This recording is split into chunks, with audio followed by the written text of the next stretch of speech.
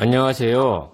나를 통째로 바꾸는 독서 토론 책의 요약 첫 번째 순서를 맡은 공산초등학교 김준수입니다. 나를 통째로 바꾸는 독서 토론. 이 책은 정지숙 선생님께서 쓰신 책입니다.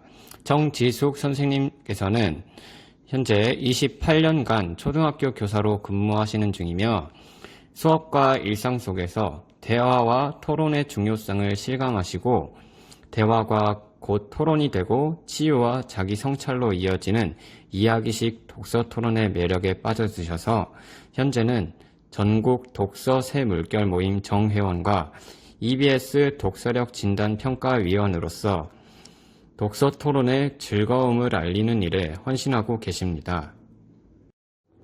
책머리 글을 살펴보겠습니다. 달라진 시대, 달라진 책 읽기. 먼저 불과 20여 전만 해도 우리는 궁금한 점이 생기면 전문가에게 직접 찾아가 물어본다거나 책을 통해 정보를 찾아볼 수밖에 없었습니다. 하지만 요즘 시대에는 인터넷의 발달을 통해 궁금한 점이 생길 땐 언제든 핸드폰이나 컴퓨터로 검색을 하여 5분 안에 궁금증을 해결할 수 있게 되었습니다.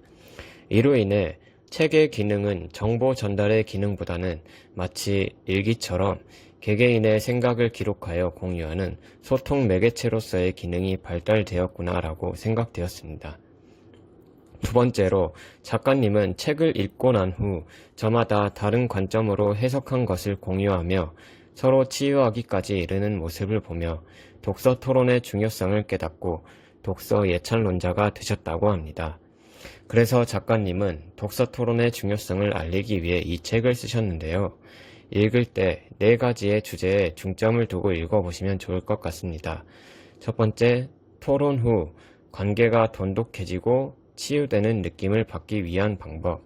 두 번째, 서로 다름을 인정하고 수용하는 존중의 커뮤니케이션 만드는 방법. 세 번째, 개인의 삶을 바꾸고 성장시키는 동력이 되고 재미까지 있는 토론 만드는 방법. 네 번째, 모두가 부담 없이 참여할 수 있는 토론 방식. 이 4가지의 주제에 대해 작가님께서는 실제로 지금까지 독서 토론을 해왔던 사례들을 활용하여 구성하셨다고 합니다. 1장 질문, 대화, 토론이 만나다. 1장에서는 이야기식 독서 토론이 무엇인지 소개하는 부분입니다. 첫 시작은 토론은 싸움이 아닌 대화라는 소주제로 시작합니다. 일상 속에서 우리는 많은 문제 상황을 맞닥뜨리게 되는데요. 문제를 해결하는 과정 속에서 작고 큰 갈등이 자주 일어납니다. 그러나 이런 상황은 지극히 자연스러운 현상인데요. 왜냐하면 우리가 살아온 환경이 각각 달라 생각하는 관점 또한 다르기 때문입니다. 갈등 상황에서 조선의 두 왕, 정조와 세종은 정반대의 모습을 보였습니다. 상대방의 말을 일단 부정하고 시작하는 정조와 달리 상대방의 말을 존중하는 세종이 집권하던 시기에 조선의 과학 수준은 당대 최고 수준에 달하였다고 합니다. 세종처럼 관점의 다름과 생각의 차이를 인정하고 서로 존중, 공감하는 대화를 할 수 있는 사람으로 우리 아이들을 성장시키기 위해 작가는 이야기식 독서 토론을 말합니다. 이야기식 독서 토론은 편안한 분위기 속에서 일상 대화를 하듯 서로 질문하고 대화하며 생각이나 느낌, 의견을 나누는 토론 방식입니다. 이야기식 독서 토론에서 질문을 할 땐 3단계를 순차적으로 밟아가는 체계성이 있는데요. 3단계에 대해서는 2장에서 자세히 알아볼 수 있습니다. 두 번째로 질문, 세상을 바꾸는 원동력이라는 소주제가 나옵니다. 이 부분에서는 이야기식 독서 토론에서 가장 중요한 질문의 중요성을 세종과 앤서니 로빈스 두 인물에 빗대어 설명합니다. 세종은 질문을 할 때 구체적으로 정황을 살피고 이치와 순리를 따질 수 있는 합리적인 질문을 하여 당대 최고 과학기술력에 도달하고 훈민정음 창제까지 하셨습니다.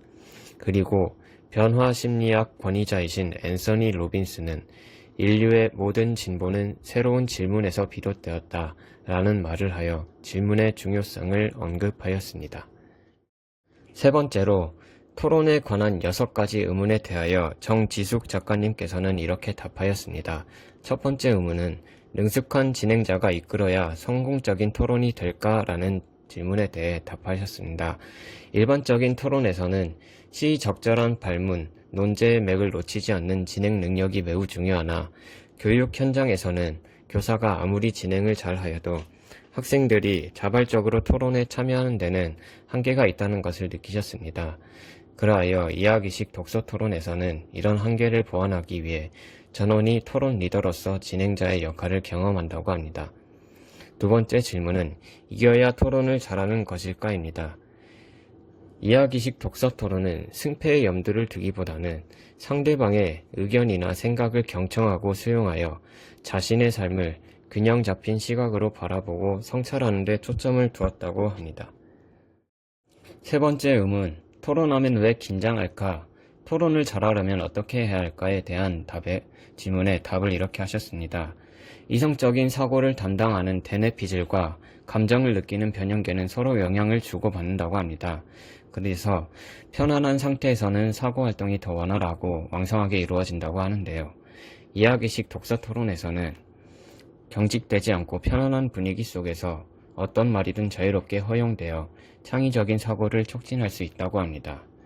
네 번째 질문, 토론 후 관계가 더 돈독해지려면에 대하여 토론의 목적은 주장을 끝까지 고집하여 관철시키는 것이 아닌 합리적인 의사결정을 하여 바람직한 결론을 이끄는 것으로, 그렇기에 서로 공격적인 태도를 보이지 않고 서로 마음의 문을 열고 공감하며 레포 형성을 하는 것이 매우 중요하다고 합니다.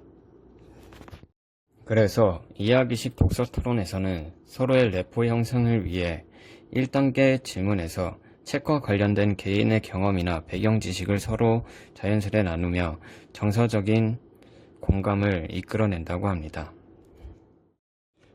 다섯 번째 의문, 꼭 책이 아니어도 독서 토론을 할 수 있을까라는 의문에 대하여 정지숙 작가님께서는 텍스트, 그림, 그래프, 카툰, 광고, 포스터, 영상, 영화 등 다양한 매체들이 갖고 있는 각각의 특징이 있기 때문에 이 모든 것은 토론의 대상이 될 수 있다고 합니다.